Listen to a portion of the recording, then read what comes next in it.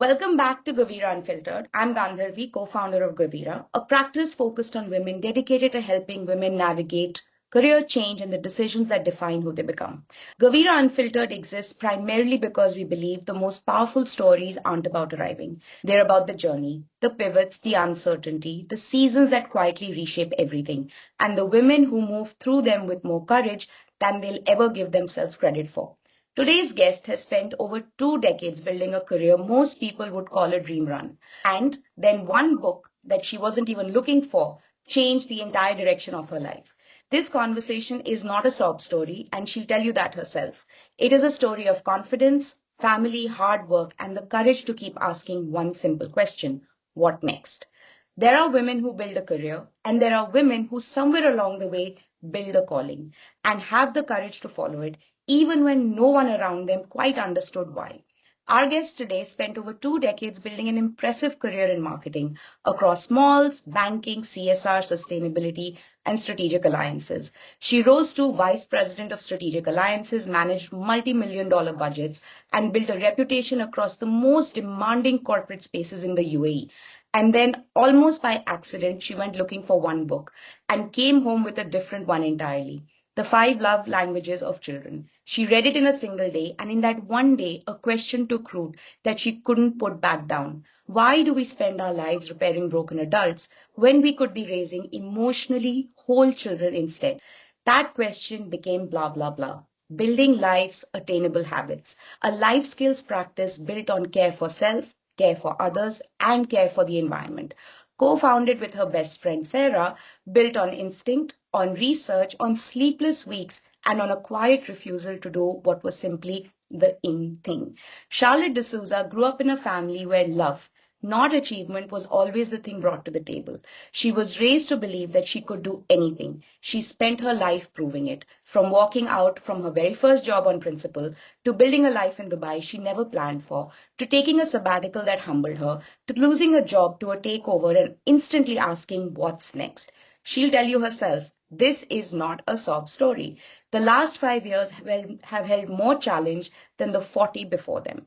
But her question has never been why me? It has always relentlessly been what's next. She's a marketing leader, a life skills educator, a mother, a wife, and a woman who has lived two lives, one entirely composed, the other entirely unguarded, and is only now learning what it means to let both exist in the same room. So welcome to Gavira Unfiltered, Charlotte. We are so glad you're here. Thank you so much, Gandharvi. I don't even think anybody could have put together or encapsulated what I am so well. So thanks for that beautiful introduction. We're really excited to start with, getting to know you and your journey a little more. So let's dive into it. You come from a family of 13 or 14 siblings on your mother's side, where achievement and money were never the thing brought to the table. Love and being together were. What do you think that gave you that a more conventional upbringing wouldn't have? Fantastic. Yes, absolutely. I have 13, my mom, there are 13 siblings on their side. And not that achievements weren't given importance. Everybody was encouraged to read, to get educated. My grandfather was very particular that they completed their education. They were never points which defined them. I think love, respect, and that togetherness of family was that blanket over all of them. So I think that really taught me that who you are is not defined by your achievements, by what you've done. All of that is outside the house. Who you are, how kind you are to others, how you can make a difference to others, and how you can bring about a change in somebody's life was something that mattered. And that became, I think, the string that I've held from the time I'm born till today. That's so beautiful. I think in today's generation where everything boils down to achievement, as you would know, being told that love and being together is actually what comes first, because achievement and money will follow. And I think, kudos to you for even taking that forward today in a world that's changed so much and building something on your own. So, going back to a little bit in your past, your godfather told you every year on your birthday that 3 was your lucky number and that you were a lucky girl, even though you never once won the lottery ticket that he bought you. Why do you think that story has stayed with you all these years? It's a very special story and a very special person who plays a very big role in my life. And I think, you know what, Gandharvi, it was never about the lottery ticket. I think it was about him telling me that you are fortunate. I don't know whether it's lucky or fortunate, or luck is a matter of chance, but I'd use the word fortunate because life is by your side. I think it made me pay attention to what I have with me, the family, the support, everyone telling me that you can do it, that inner confidence that built within me to date, and something that told me that even when something's going down, a lot of things are going up. And that's what you need to focus on, complete gratitude. I think that's why it stayed with me. Well, I think, gratitude is so important in all of this. It's about how you stay grounded. And, it's like you said, it's not about the lottery. I'm sure today, if you go and, as memories, even go and buy the lottery today, and if you don't win, that gratitude will still be there. And whether it's destiny or not, I think that's what grounds us every single day, just being thankful for what we have, because the ups and downs come and go. So, your mother never let you sit in a loss. Win or lose, the question was always, what did you learn? So, and let's move on to the next. So, do you think that shaped the way you've handled the bigger losses or bigger stumbles in your adult life, the ones that weren't about a competition? Always, always. And I think every single time, like I said, even with the story of the lottery ticket, or whether I entered into any competitions, or, sometimes you have those radio contests, which we sent on postcards at that time. Probably never won anything based on luck, by the way. So everything was based on skill, whatever I won in life. So the point was that it's not that she did not acknowledge my disappointment. She did. She always appreciated or sat with me when I felt low. But she didn't let me dwell there. She didn't just let me unpack and live there.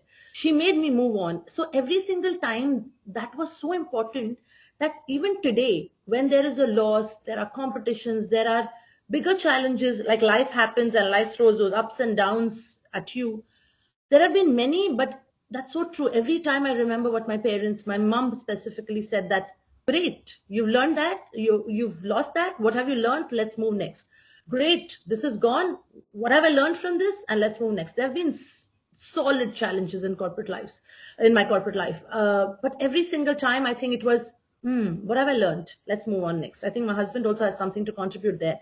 And I think that definitely has built my base, or made my foundation to look at what's next. I think that's what it is.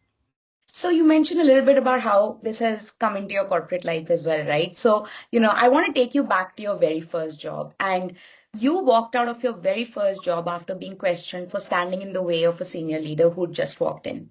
You decided to leave the very next day. Do you remember what was going through your mind in that moment? And what was that one value that you said you just didn't want to stay there anymore after what had happened? Yeah, I think when that happened, and that was not the only incident that happened, and hence I would say that it wasn't an impulsive decision. There were some episodes which happened before that, which kind of made me realize that that place had respect based on hierarchy and not on just being human. And I felt that I don't belong in a place where you are respected because of the designation or the position you hold, or how old you are. Like I said before, I've been brought up in a household which defined respect for everyone, every individual. So I would rather want to be in a place where respect is given for being human, or just a living being, rather than just because of the position you hold. And hence I felt I didn't belong there. So I think that episode of standing in the way of a senior leader, as a woman in front of a man, was just that, the final, as they call it, the nail in the coffin, or the final point which made me take that decision. Probably there were episodes before that which I was thinking about, and hence this was with a lot of thought. But yes, I decided to walk out with my head held high. Yeah. And I love that actually, because it takes a lot of courage to walk out with your head held high in your early years and to stand up for yourself. I don't think a lot of people do that even now in their careers because of whatever fear that does exist around job security. So, you could do it so many years ago, and that just shows how, I won't say empowered, how enabled you have been as a woman, and how you have been brought up to say, stand up for yourself, do what makes sense. And that's where you are today, a successful entrepreneur. So, moving on, you came to the UAE thinking you'd stay a year before heading to London. And you ended up meeting your husband, who also turns out to be your best friend's brother, after not seeing him for 10 years. You said you strongly don't believe in destiny. So how do you explain what happened? It's a funny thing that I always was this person who said that I don't believe in destiny, universe coming together. And I probably don't use the words even today, but I do acknowledge, well, I am a believer. I'm a believer in God, and different people would be believers in different forces, and that's fine. But I do acknowledge that there's somebody looking out for us. So I think one has to be open to receive. And I think probably I was open. I was surprised. When I look back, I feel, if I say God has planned the pieces of my puzzle so beautifully. So I don't know whether you call it destiny, coincidence, the universe, or God's plan. I'd say that I was just so glad that I said yes when it unfolded in front of me. And I'm very grateful because I'm standing with my partner almost 18, 19 years down the line. So that feels good. A lot of people call it manifestation, at least subconsciously, unconscious manifestation. Maybe your mind said it and the universe heard it, because there are so many things we say in our heads and, we think no one's hearing. But, you're right.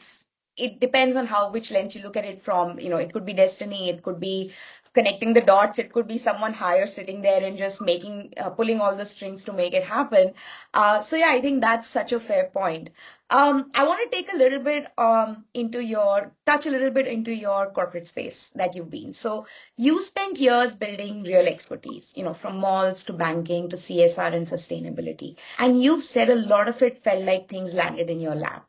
We also know that hard work clearly sat underneath all of it. It just wouldn't fall in your lap without the hard work. So, what I want to kind of understand is, what did that climb actually take from you that people on the outside never really saw?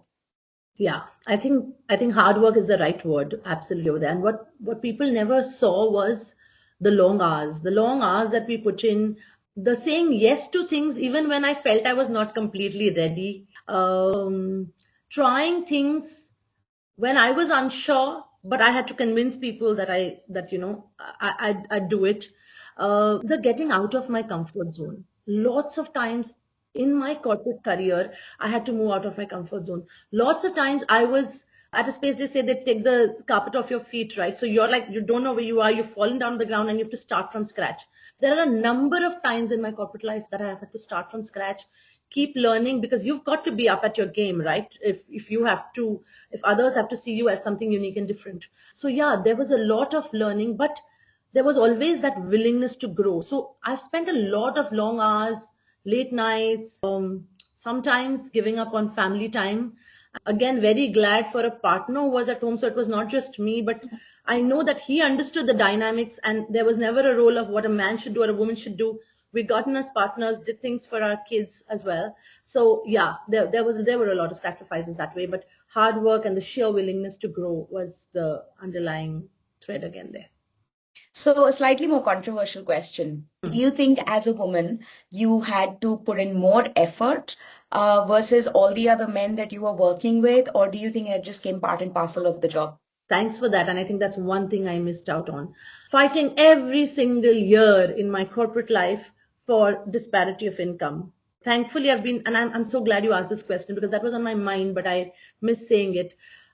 I noticed a lot of differences, even in boardrooms or in meetings when after we climbed up the ladder and when we were at a higher position, there were just 2 or 3 women with many men in the boardrooms and in the conversation, meetings, etc. So every single year I have seen a disparity, right from income, right from the way we are treated. But that was one more fight. I did get tired a number of times, but I didn't give up on that fight. And I'm glad that every single time I fought for my raise with due research and backing behind it, I was successful. I was successful in getting what I did. I was successful even at a point where I said that I will walk out if I will not get this amount of money or I will not be made permanent in this time. So yes, there are loads of disparity, and I'm glad. But it's a matter of you keep talking about it, and that's when you bring the change, right? And that's how I see it. Yeah. I agree. I think today a lot of women speak of the same challenge, right? In a room full of men in a boardroom at that higher level, where the games and the stakes are higher.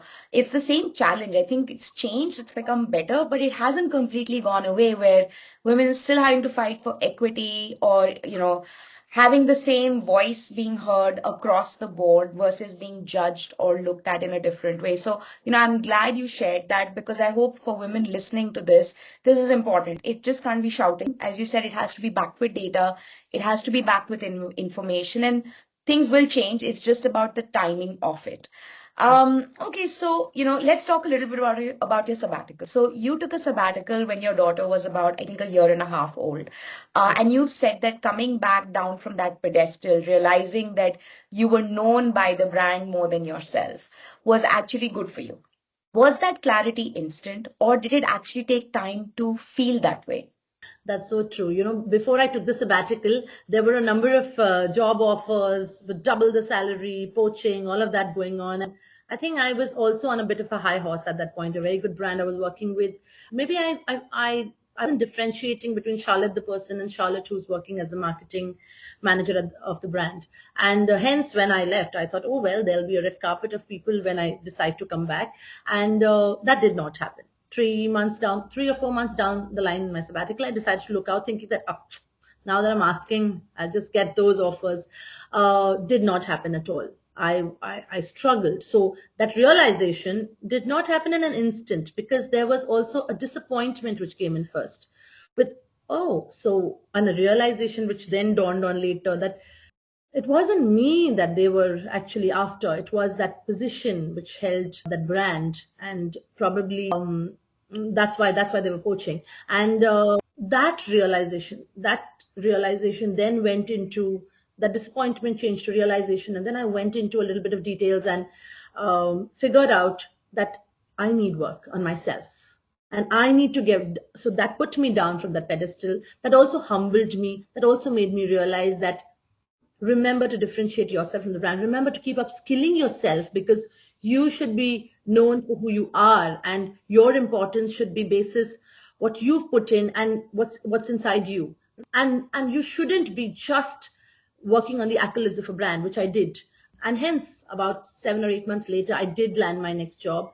But with a lot of humility this time, and a lot of grace, I think, because then while I was working on the brand, I kept working on myself. To date, that when I even left the last, I was out of the last organization that I was, and I still talk to my corporate colleagues. They acknowledge me as who I am today, the authenticity that I carry, and that I hold with a lot of pride today. So yeah, that's changed. I like the 2, 3 words you said: humility, being humbled, authenticity. And I think that's what happens when, people take sabbaticals or decide to come back to work after a point of time. I think it's not easy in the current state and the current times. But like you said, it's about building your brand. It's about keeping up and, staying upskilled. And it's about, I think, also to do with networking and connecting with people, because today's day and age, layoffs are the new thing. It's like, every day you hear someone's being laid off, and, women who want to return to work have such a lot of those challenges. So, a message that I could give also is the same, which is, being humbled, being authentic. Don't just be someone else for the sake of it, but, keep upskilling yourself and stay with the times. Ask for help where you need it, because I've come to learn as an individual myself, I hate asking for help. And I think there's many more like me out there. So, really appreciate that thought on authenticity and, being humble, feet on the ground, realizing who you are.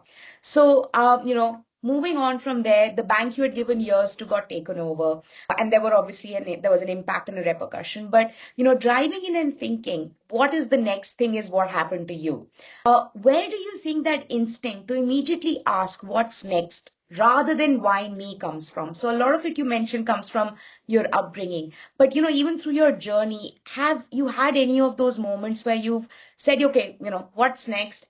And not the why me, the victim mindset of why does this only happen to me? Absolutely. Why me I'm very proud to say that why me has never been a question that I have asked myself.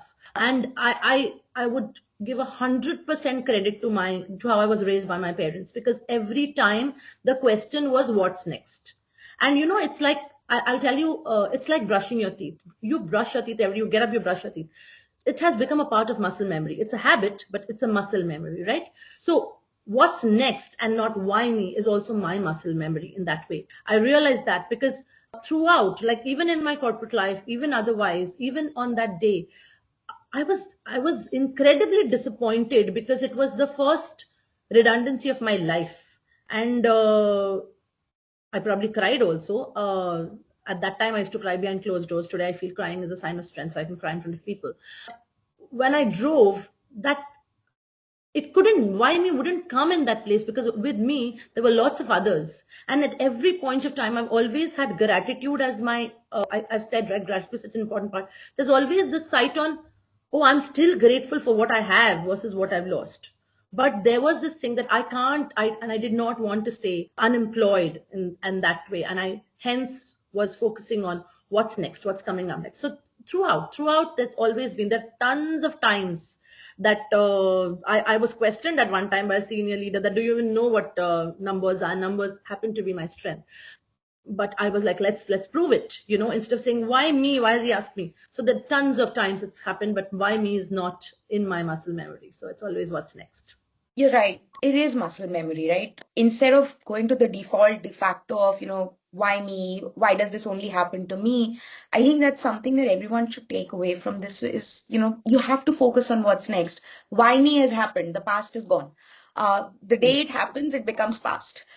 What you can choose to do is what you can do with the now and the future. So, I love that term muscle memory. I use it all the time, wake up in the morning, brush your teeth, or when you drive your car, you park it and automatically you lock it, but you always go back and check because you've done it subconsciously. Muscle memory.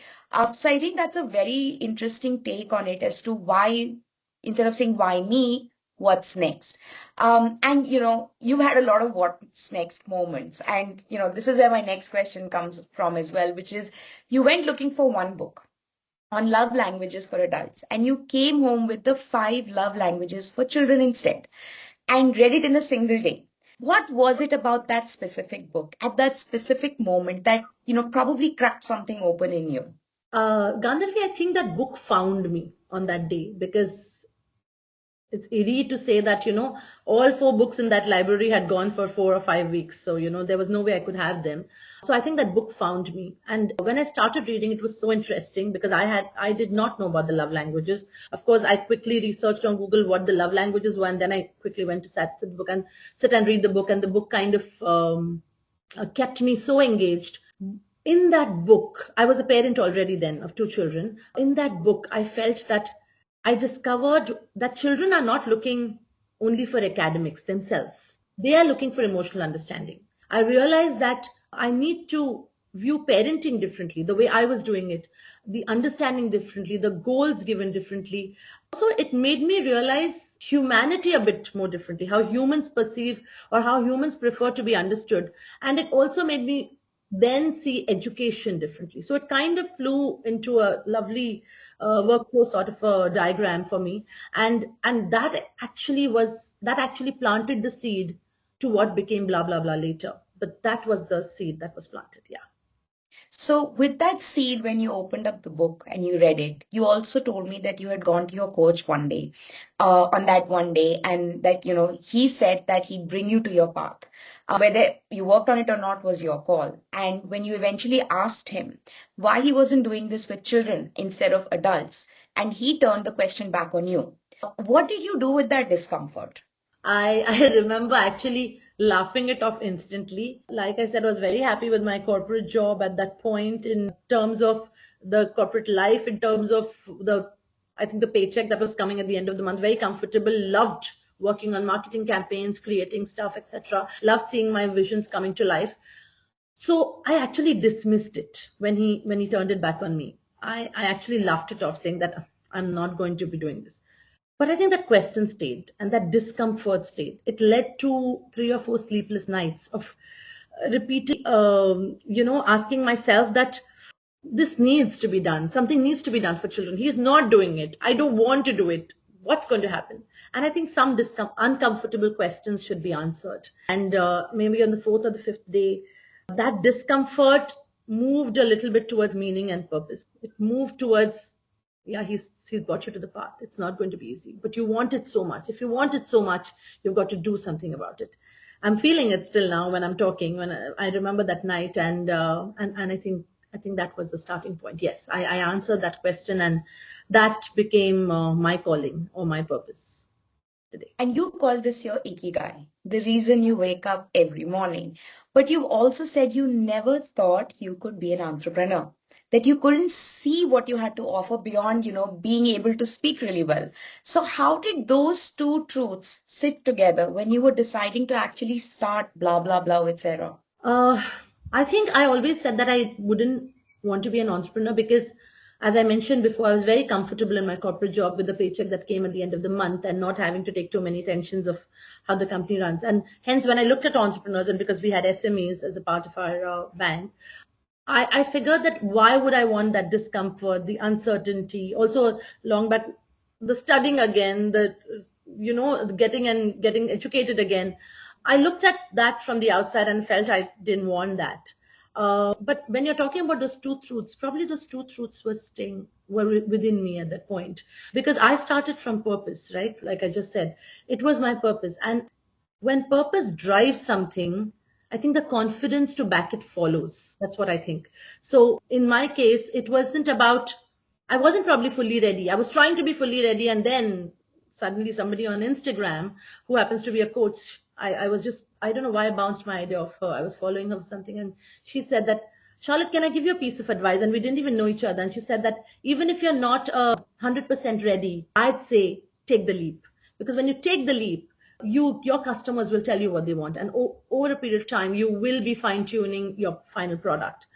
And I took that advice from a stranger. I did go and say thank you to her later. Her name's Bernadette. And I remember that because I took that leap, I wasn't fully ready, and hence I decided that I can't have the whole product, but I'll take a step each day. And I approached entrepreneurship with a very different lens. I left behind that certainty, and I think I moved towards meaning. I think that's what I did. So interesting. And I like the fact that, the person you spoke with and consulted, the coach also said, take the leap, because you're never going to be 100% ready. And I think when we come from the corporate space, similar like me, I think we love to be 100% ready on everything. And entrepreneurship gives you that little taste of, you can't have everything ready 100%.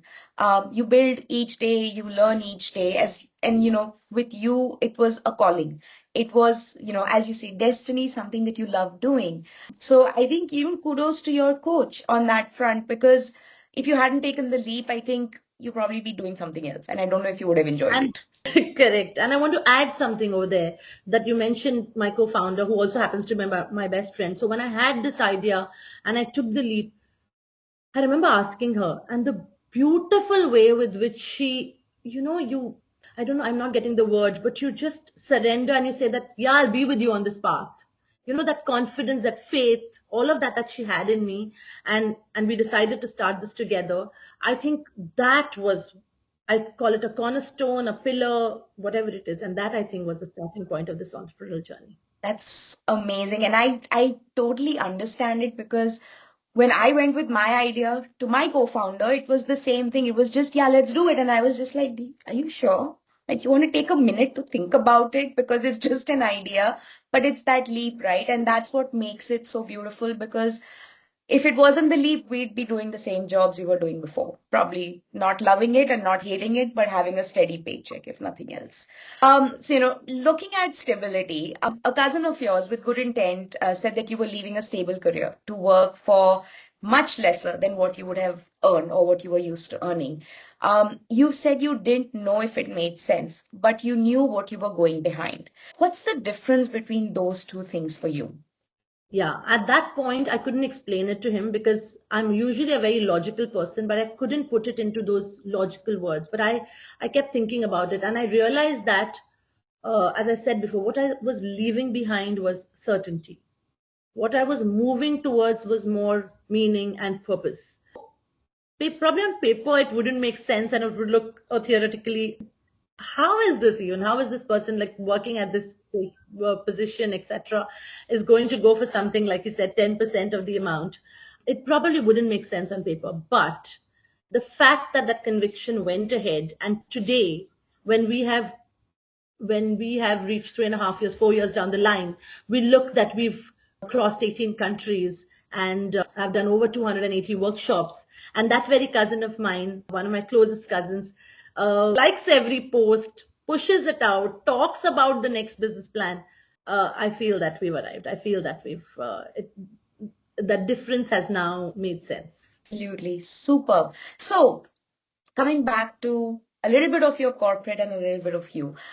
You've described living almost two lives. The work Charlotte, who keeps a hard boundary and doesn't do small talk, and the home Charlotte, who dances like no one's watching. In a leadership color exercise, everyone except one person saw only the red in you. And the question I have for you is, what did it finally mean to build something where both colors, the red and the yellow, got to exist? Very interesting and so true. I think everybody had seen the discipline, the leader in me, etc. And people didn't see this other side. But finally, after leaving the corporate world and getting into blah, blah, blah, I think both of those have amalgamated beautifully. Today, I bring the disciplined leader with me to the table, along with the Charlotte who's friendly, funny, crazy at times, who loves laughing. And I think it's very, very, very liberating. It's very liberating because I realize this while I'm living this life, that it's much, much less exhausting having the whole of you into a room rather than just a part of you, which is that stern or disciplined or, diligent leader. So it's super liberating. And again, somebody who was in my corporate world, when I met her, she's one of my good friends to date, and she said that, Charlotte, you look so happy. And I think that's where you belong. So I think people are realizing that as well. So yes, it's very liberating. It feels nice to be able to feel like your whole self, right? Rather than just have that one mask of I'm always serious, I mean business. You can still mean business and have a big smile on your face, which I think, as you go up the ladder in the corporate world, it's a little difficult to be able to have fun with everyone all the time. So, and I think there's a little bit of liberty as an entrepreneur, I think, where you can choose to be who you are. And I think nobody will think anything more or less, because somewhere down the line, you're doing everything on your own. Even with a co-founder, it's two of you kind of running things, and you're the boss, you're the accountant, you're the marketer all at once. So I totally agree. It's so much easier to be yourself than to have to just fake it or be a version that people may like, and not you. All right. So the last 4 or 5 years have held more challenges than your first 40. A takeover, a pandemic, a house change, when things were super expensive as well. You said you don't see these as sob stories, but more like stumbling blocks. So what's the actual discipline that's behind holding that perspective when things are genuinely hard? It's a daily discipline, I think. And in my case, if I look at it, if I have to actually sum it up, it would be gratitude, which I've said a number of times. It would be perspective, looking at it from a perspective, very logical. I can do a lot of black and white that way. And reflection, if I have to put these three words together. I think that's kind of it. Every situation, everything that comes has to be, you've got to sit with it, reflect. You've got to look at it from a perspective, because there's always two sides to a story. So figure it out and be grateful for what you have. I think that's held me through any of these challenges that have come by. So, obviously a lot of women struggle with this. And so if you had to give advice on this one piece of holding that discipline to a woman listening, what would that advice be for her? To any woman who's listening, I would say, number one, definitely have gratitude at the top. Put yourself first. Figure out what you want. Please, when you say women, I've seen tons of women who put everybody else first. And that we call them, the story of the last piece of cake. That, you leave out, and even the last piece of cake you give out. But you probably wanted the first piece. So please figure out what you want. Claim it. You need to ask for it. Nobody's going to give it to you. Reflect, look, we women are said to be in the gray area, while men are said to be in black and white. But I think we have a strong shot at having the black and white. So look at things black and white. Ask for help. Please ask for help. I learned it somewhere down the line, and everything can't be done by one person. So ask for help. Whatever you feel like, get out there and try. You learned from my story that I lived a life which it wasn't a fake life, but it was a part of me because I didn't want to show the fun, loving side of me in my corporate world, but not required. Bring your whole self to the table. Whoever you are, bring yourself out there. Everybody deserves to get the whole of you, and you deserve to get what you want. So ask for help when required, put yourself first, figure out what's going on in your mind, articulate your thoughts, put them down, and claim what is yours. So that's what I would tell people. Two things that stick with me the most with what you said was choose yourself, put yourself first, and the black and white. I think you're so right. Women don't choose themselves, and we're like, a lot of women are like, let everyone be happy, then I'll be happy. And I don't think that happiness lasts for long. Like you said, the last piece of cake will also go walking away. And that black and white, I'm very black and white, so I understand completely. Women can stay in the gray, but I think why? Ask for what you want, demand it, and then you will get it. If you keep staying in the gray, nothing's going to come your way. So I think that's such an important ask for women, choose yourself and ask what you want. These are the two basics. Please do this and things will start moving, if not immediately, over time. So my last question for you, Charlotte, is you once told your aunt you didn't think you could become a counselor or a coach. And years later, when you asked 15 people across your life who they thought you really were, almost all of them saw what you hadn't seen in yourself yet. So if a woman listening to this doesn't yet see herself or see something in herself that others might already see in her, what would you want her to do with that? I'd want her to listen. We always say, listen to others, read their body language, listen to how they're feeling, be a good listener. But this time I would say, listen for yourself. And it took me time to do that, but I'm glad I did it. So when you listen to others, others probably see something in you which you don't. And you never know that something that you don't see, that something that comes so naturally to you, can be a part of your purpose, can be a starting point of a change you're going to bring this world. Because the world doesn't need you to be a copy of somebody else. They need a version of you, which probably you haven't discovered yet. So if somebody else is telling you things about yourself, take those compliments and take those pointers and focus on them, and I'm sure it'll come out into something beautiful. Trust me on this one. I love this. Just the listening part is so important, but it's also really knowing what you're capable of doing, which I don't think a lot of women do. They just don't put themselves first. So, I just love that last piece of advice you've given. And I hope everyone listening out there actually does take this. So, Charlotte, thank you so much for agreeing to come on the podcast and sharing your story. I think honestly, what you've shared today is exactly the kind of story that we wanted to share and why Gavira Unfiltered was built. It's not a sob story. It's a story of confidence, family, love, hard work, and the courage to follow a question, what next? Even when it led you somewhere nobody expected. I think even you didn't expect it probably at some point of time. Doing your corporate stint to, a single book that changed the entire direction of your life to building blah, blah, blah with Sarah from instinct and belief. I think your stories prove that the dots only make sense when you look back sometimes. It doesn't always make sense upfront, but when you just reflect, it does make a lot of sense. And, I have no doubt that for anyone who's listening today, I think this is what they needed to hear. This is exactly what they needed to hear. And so to everyone listening to this episode of Gavira Unfiltered, I think thank you for being here and for giving the conversation your time. Charlotte, anything else that you want to share before I close quickly?